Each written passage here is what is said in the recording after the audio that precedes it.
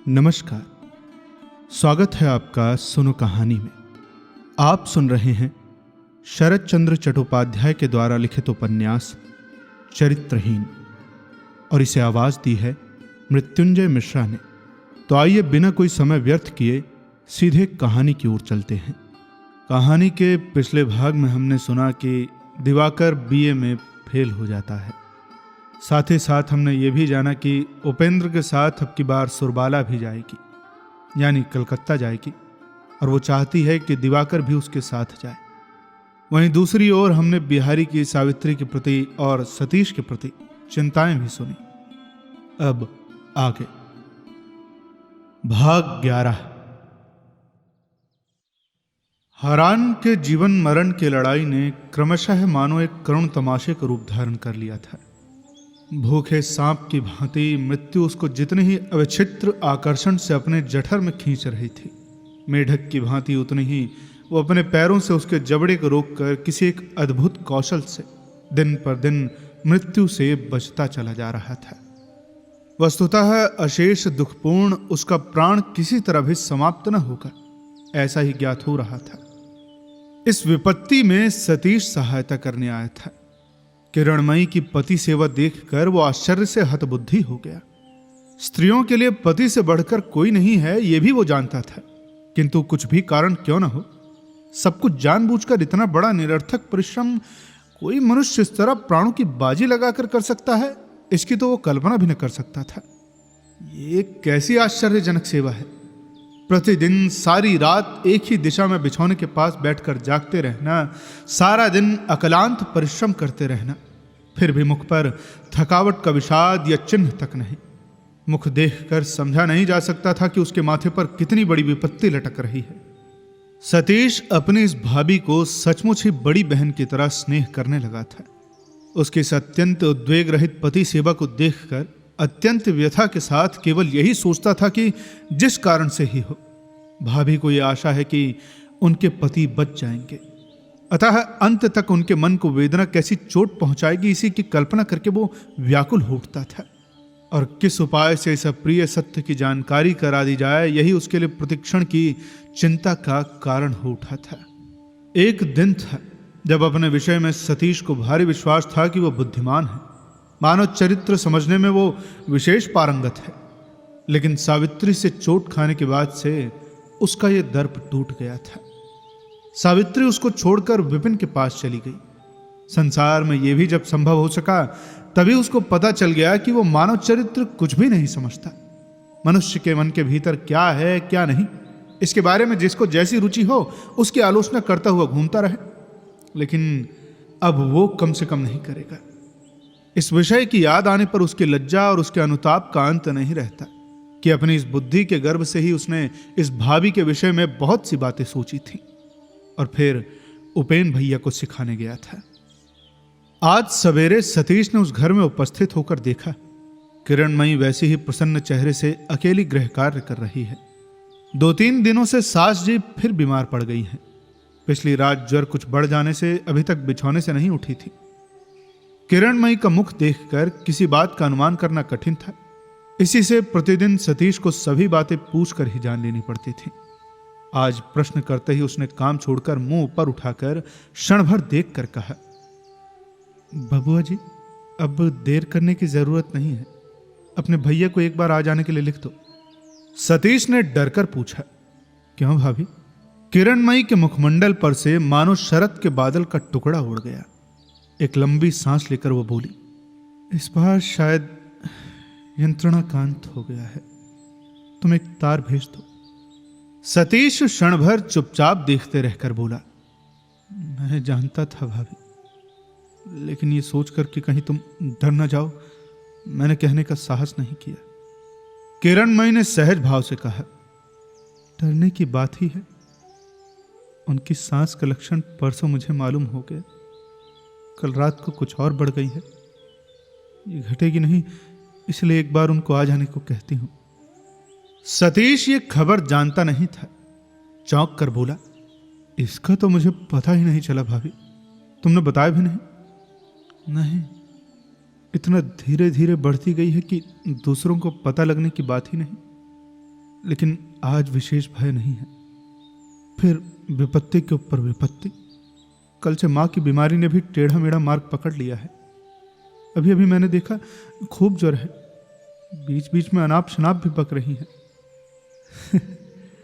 ये कहकर वो जरा हंस पड़ी, लेकिन यह हंसी देखने से रुलाई आती है। सतीश की आंखों में आंसू आ गए।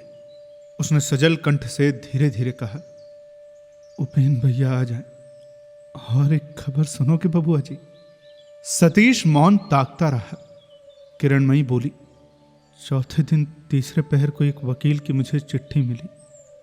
उससे मालूम हुआ कि 2 साल पहले उन्होंने एक मित्र को अपनी जमानत पर 3,000 रुपये कर्ज में दिलाए थे।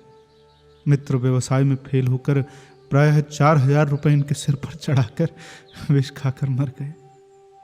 वो रुपया इस टूटे फूटे मकान की ईंट लकड़ी बेचकर चुकाया जा सकेगा या नहीं, इस खबर को वकील साहब ने अवश्य जान लेना चाहा है। ये कहकर वो उसी तरह फिर हंस पड़ी। सतीश मुंह को नीचे झुकाकर भूमि की ओर निहारता रहा। उसने आंखें ऊपर उठाकर देखने का साहस नहीं किया, प्रश्न का उत्तर देने का भी प्रयास नहीं किया। सतीश उपेंद्र के पास तार भेजकर जब लौट आया तब दिन के 10 बजे थे। धीरे धीरे वो रसोई घर में जा पहुंचा। किरणमयी सास के लिए साबूदाना बना रही थी। मुंह ऊपर उठाकर बोली, बैठो बबुआ जी। उसका स्वर जरा भारी था। सतीश ने ध्यान के साथ देखा। आंखों में आंसू तो नहीं थे, लेकिन दोनों पलकें भीगी थीं। वो पास ही फर्श पर बैठ गया। आज किरणमयी ने आसन देने की बात भी नहीं उठाई। वो कहाँ बैठ गया, उसने क्या किया, शायद उसने देखा ही नहीं। किसी साधारण बात में भी जरा सी उसकी त्रुटि सतीश ने अब तक देखी नहीं थी।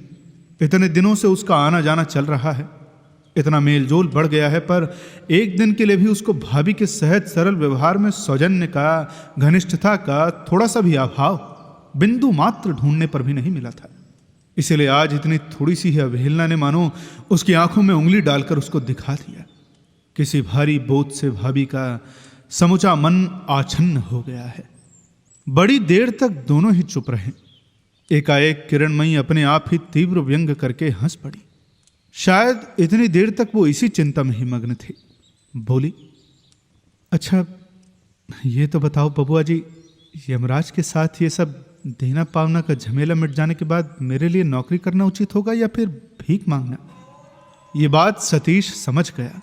बोला, ये तो उपेंद्र भैया से पूछो भाभी, वही उत्तर देंगे।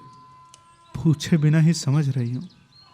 हो सकता है कि कृपा करके वो मुझे 2 कौर खाने को देंगे, लेकिन फिर दूसरों पर निर्भर रहना ही तो भीख मांगना हुआ बबुआ जी।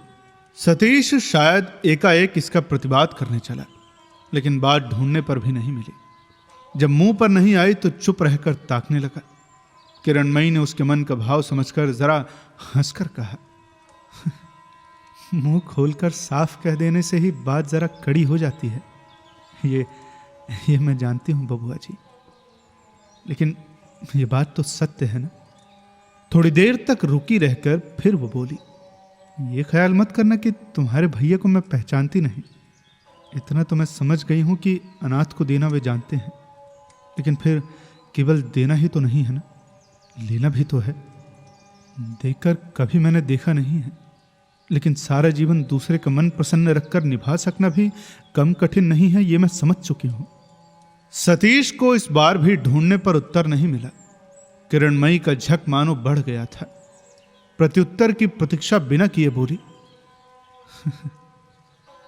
इस दुनिया के साथ कारोबार अधिक दिनों का नहीं है बबुआ जी। देना पावना चुका लेने में अभी बहुत बाकी है। इस दीर्घ जीवन के हिसाब किताब में दोष त्रुटि भूल भ्रांति रह भी सकती है, तब वो भी क्या कहकर देंगे, मैं भी किस मुंह से हाथ फैलाऊंगी। उस समय मुझे फिर अपनी ही राह पर आप ही चलना पड़ेगा। इतनी देर तक सतीश श्रद्धा के साथ, व्यथा के साथ उसकी भावी आशंका की बातों को सुन रहा था, लेकिन अंतिम बात से मानो ठोकर खाकर चौंक उठा। उसने कहा, यह कैसी बात है भाभी, दोष त्रुटि तो होती ही हैं, सभी से होती हैं, पर फिर तुमसे भूल भ्रांति होगी क्यों? किरणमयी सतीश का उत्कंठित आश्चर्य देखकर हंस पड़ी। एक क्षण में अपने व्यग्र संतप्त कंठ स्वर को थोड़ा कोमल बनाकर उसने कहा, कौन जाने बहुआ जी, मैं भी तो मनुष्य ही हूं ना। सतीश अपनी भूल समझ गया। क्षण भर की उत्तेजना से उसका मन कुत्सिल अर्थ ग्रहण करके चला गया था। उसे लज्जा से सिर झुकाकर बोला, मुझे क्षमा करो भाभी। मैं जैसा ना समझ हूं वैसा ही अपवित्र भी। किरणमयी ने जवाब नहीं दिया, केवल जरा सी हंस पड़ी। अकस्मात सतीश का अनुतप्त अपराधी मन उत्तेजित हो उठा। वो जोर लगाकर बोल उठा, किंतु केवल उपेन भैया की बात क्यों होगी? क्या वे ही सब कुछ है क्या? मैं कोई नहीं तुम्हारा, तुमको उनका आश्रय लेने न दूंगा। किरणमयी ने हंसकर कहा, तो वो तो एक ही बात है ना बबुआ जी, तुम और तुम्हारे भैया तो पराये तो नहीं हो ना। तुम्हारे आश्रय में रहकर भी तुम्हारे मन को प्रसन्न रखकर तुमसे भीख लेनी पड़ेगी। सतीश बोला, नहीं पड़ेगी। इसका कारण यह है कि मैं तुम्हारा छोटा भाई हूं, किंतु उपेन तुम्हारे पति के मित्र हैं। आवश्यकता पड़ेगी तो अपनी बहन का भार मैं लूंगा, लेकिन यदि तुम्हारा मन प्रसन्न रखकर न चल सकूं तो मैं भी तुम्हारा मन प्रसन्न रखकर न चलूंगा। किरणमयी ने फिर प्रश्न किया, यदि मैं कोई अपराध करूं तब भाई बहन में झगड़ा होगा। जीवन में यदि भूल भ्रांति हो जाए तो क्या उसे ये मेरा छोटा भाई क्षमा कर सकेगा? सतीश मुंह ऊपर उठाकर क्षण भर ताकता रहा, फिर सहसा अत्यंत व्यथित स्वर से बोला, इस भूल भ्रांति का अर्थ मैं समझ नहीं सकता भाभी। छोटे भाई को अर्थ समझाकर कहना आवश्यक समझो तो बताओ, आवश्यक न समझो तो मत बताओ। लेकिन तुम्हारा अर्थ जो भी हो, जो अपराध मन में लाया भी नहीं जाता, वो भी यदि संभव हो जाए तो भी मैं भूल न सकूंगा बहन कि मैं तुम्हारा छोटा भाई हूं। उसे सावित्री की बात याद आ गई। उसने कहा, भाभी आज अपने इस छोटे भाई के अहंकार को क्षमा करो, लेकिन जिस अपराध को जीवन में मैं क्षमा कर सका हूं, उस अपराध को क्षमा करने में स्वयं भगवान की छाती में भी आघात पहुंचता। ये कहकर उसने देखा कि किरणमयी के दोनों आंखों से आंसू लुढ़क कर गिर रहे हैं। सतीश अच्छी तरह बैठ गया, फिर भरे स्वर से बोला, आज मुझे अच्छी तरह से तुम एक बार देखो तो बहन। जिस सतीश ने अपनी दुर्बुद्धि से तुमको भाभी कहकर व्यंग्य किया था, वो तुम्हारा भाई नहीं था। ये कहते कहते उसका समूचा मुखमंडल प्रदीप्त हो उठा। उसने प्रबल वेग से सिर हिलाकर कहा, नहीं, वो मैं नहीं था। वो कभी तुमको पहचान नहीं सका, उसने कभी तुम्हारी पूजा करनी नहीं सीखी, इसीलिए उसने जगन्नाथ को काट का पुतला कहकर उपहास किया था। अपने महापाप का बोझ लेकर वो डूब गया है भाभी, वो अब नहीं है। ये कहकर वो गर्दन झुकाकर अपने हृदय के अंदर टटोल कर देखने लगा। किरणमयी अनिमेष दृष्टि से उसकी ओर देखती रही। उसके बाद धीरे धीरे अति मृदु स्वर से उसने प्रश्न किया, किस प्रकार तुम मुझे पहचान गए भाई? सतीश ने गर्दन झुकाए कहा, वो बात गुरुजनों के सामने कहने योग्य नहीं भाभी, कहने योग्य नहीं है। ये कैसी बात? अकस्मात संदेह से भय से किरणमयी का मुख बदरंग हो गया। उसने पुकारा, बबुआ जी। क्या भाभी? मुंह ऊपर उठाओ तो देखो। सतीश ने क्षण भर चुप रहकर मुंह ऊपर उठाया। किरणमयी कुछ देर देखती रही, फिर बोली, बबुआ जी, तुम एक बड़ी व्यथा लेकर आते जाते हो, इसका पता मुझे बहुत दिनों से लग गया था, लेकिन फिर पूछने का अधिकार नहीं था, इसलिए मैंने पूछा नहीं। लेकिन आज तुम मेरे भाई हो, क्या हो गया है बताओ? सतीश सिर झुकाकर बोला, वो तो बड़ी लज्जा की बात है भाभी। भले ही लज्जा की बात हो तो भी अपनी इस बहन को उसका हिस्सा देना पड़ेगा। तुमको अकेले में व्यथा ढोते हुए घूमने न दूंगी। इसके बाद थोड़ा थोड़ा करके उसके दुख का इतिहास बहुत कुछ संग्रह करके किरणमयी ने कहा, लेकिन क्यों तुमने ऐसा कार्य किया? सतीश चुप हो रहा। किरणमयी ने फिर प्रश्न किया, कौन है वो? सतीश मुंह झुकाकर स्पष्ट स्वर से बोला, है एक अभागिनी। लेकिन कहां है वो? नहीं जानता, पता नहीं लगाया। सतीश ने मृदु स्वर से कहा, नहीं भाभी, उसकी अब आवश्यकता नहीं है। मैंने सुना है कि वो अच्छी तरह है। किरणमयी ने व्यथित होकर कहा, अच्छी तरह है? छी, क्यों इस प्रकार तुमने अपने को धोखे में डाल दिया? इस बार सतीश ने फिर एक बार मुंह पर उठाया।